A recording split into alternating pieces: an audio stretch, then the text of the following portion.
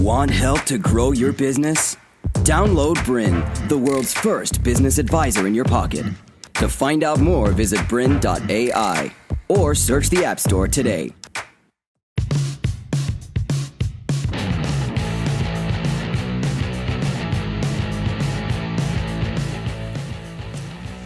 Welcome back to How People Behave, the series where we explore understanding our own behaviour and the behaviour of others.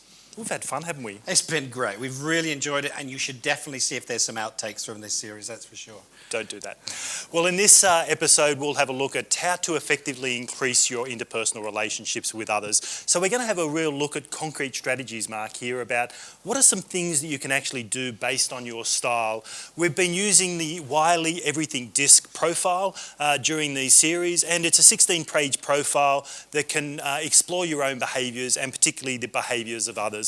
In this episode, we look at page 16 of the profile, which will explore strategies to increase your effectiveness with others. So Mark, I suppose we get right into it. We're really looking at concrete tips here, aren't we? Really tips people can grab onto based on their style and their DiSC profile. I think that's what I like most about the page in this profile is it gives you a customized perspective of how you can actually just do life and do relationships better. It's some really great concrete tips. So an overview, as we've done in all of the series, is to remember that the DiSC model is a model, and the reason we use models is because it simplifies and makes it easy to understand.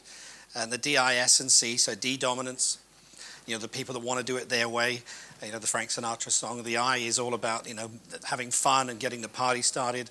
The S is around steadiness and supportedness and being there for people. And the C is about conscientiously and being accurate and getting it right. And to recognize those types of different people, how would you do that in terms of pace and style? How would you sum that up, Peter? Yeah, I suppose it's looking at how fast someone speaks, a little bit about how quick to action they are. Some of those sorts of things will be around the pace and the top style of the I and the D. Also the S and the C style at the southern end of the circumplex, Mark. Probably we wouldn't say a slow pace, but a more moderate, thoughtful pace in some ways. Yeah, more considered. What they say carries impact because it is accurate and it is carefully thought about in terms of not causing harm. So that's why it's more considered. Definitely. Yep. We've got the left and the right, which we've gone through in a number of the previous episodes as well. A little bit more task logically focused and questioning on the D and the C style. And of course, the accepting people side, the I and the S styles of the DiSC Circumplex. And probably it might be useful just to do a quick recap of how to recognize the different styles. So the first thing you can look at when you see someone for the very first time, look at the speed of how they are in the world. So in terms of the movement, how fast they walk, how are their movements gestures, fast? Are their gestures fast? Do they speak fast? Do they speak loudly? Or in comparison, are they more reasonable paced? Are they slower paced, I suppose? And even the thinking will be a more moderate pace. Yeah. When asked a question, it may be a thoughtful response that may take a little bit of time to articulate in some ways as well. So that's the first recognizer, is the speed. And then the second piece is the subject of the speech. Is the subject of the speech about people, it's about emotions, it's about feelings, or is it about task, and is it about objects, facts, and getting stuff done? Obviously, the people piece is the right-hand side, the I and the S. The task piece is the D and the C. And there's one other piece which is probably a little bit more pejorative, but it's the I and the S seem more warm and more friendly. They're not necessarily, they just appear that way. And the D and the C would appear more cooler, more... Yeah, sometimes a little bit more standoffish and sometimes can come across as a little bit more sceptical. Again, that's being a bit more assessing of the environment, sometimes seeing the environment as unfavourable, and they may just be a little bit more sceptical when judging the room they walk in or interactions with others. Yep. Definitely.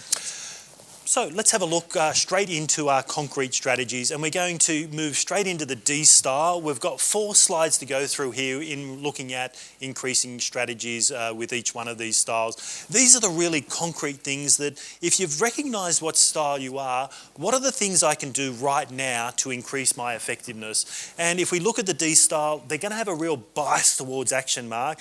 I really want to get on to things quickly, but our first tip there is about taking things to get it right the first time. Yeah, I think one of the things, so if you're watching this as a business owner and you have people that work in your organization with you, you're going to get things done a lot better if they're doing it with you as opposed to for you. And using this part of this program is to understand the impact of everything you do will either hinder you or help you in getting things done better with the people in your team. So getting things right for the first time as opposed to just doing things. And just getting them done to get the result, and sometimes it's a quick and dirty result towards the end. The second point there is around considering the impact of your words. Your words, D-stylers, hold a lot of weight. Sometimes we under-consider what other people think about us, and we may not be as diplomatic and tactful with our communication as what other styles would expect from us. So this one is about taking some time to be diplomatic in some ways, Mark, and that can be a bit of a hard skill to grasp when you've got that sense of urgency. Yeah, and you might want to cast your mind back to or have a look at one of the other sessions we did on how the other styles are impacted by the Ds. Remember that you can be perceived as blunt, demanding. There were some other words that were used. Forceful. Yep. Maybe sometimes a bit impatient. And so when you do deliver a word that's delivered with vim and gusto, and people are have no uncertainty, completely sure about what you're saying, is it necessary and is it kind? Yeah, definitely. Getting buy-in before moving ahead. And I like the saying, going across the finish line first is going to be no use to you if your team is in shreds. So taking the time to make sure you slow down occasionally, spend some time to bring the people with you. Sometimes if you've got your team and you're moving ahead very quickly, making sure that they're okay with that. Don't try to exhaust them and tear them to shreds in the process of getting to that finish line. So taking some time, collaboration is going to be an important strategy for the D style, bringing people on board, because there's going to be a big thing when you don't bring people with you. You may get to the end result, but it may not last long. Yeah, and I think the other thing to remember as a D is with the S's and the C's, if they really aren't with you, but they're there because they got to put their kids through school and they got to pay the mortgage, sometimes they'll just agree. Yeah. And they're not agreeing. They're just they're just saying yes because they're not gonna bother bringing the argument to you because they know they're not going to win. Yep, and why bother? Yep. So I'll just go along with it, but I won't really be committed to the process. Showing acceptance and recognising others is a really big one. Most of us will look for recognition from people around us. We'll look for the acceptance that you show others within your team. So showing acceptance can be done in so many ways. It can be through reward and recognition. It can be showing people that you like and accept them for who they are.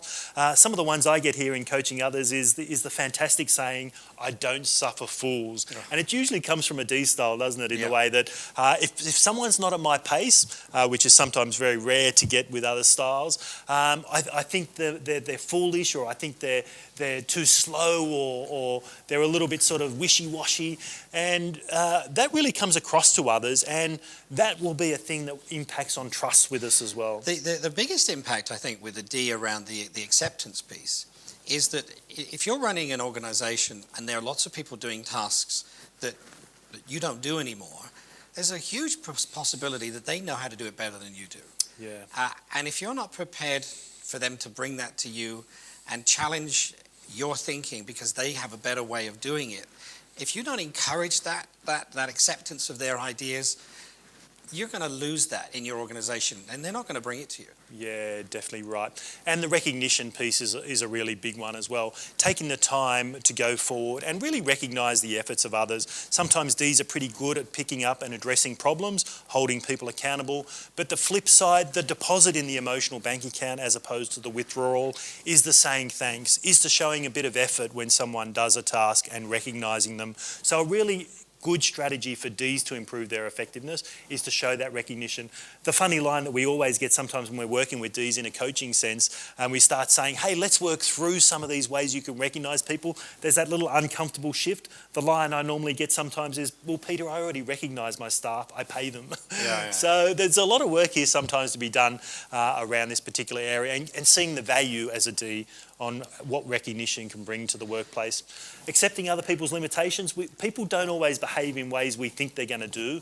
And as a D, we have high expectations around people's behaviour. Sometimes it's about accepting that people aren't going to be as quick and result-driven or motivated as we are in getting things done quickly.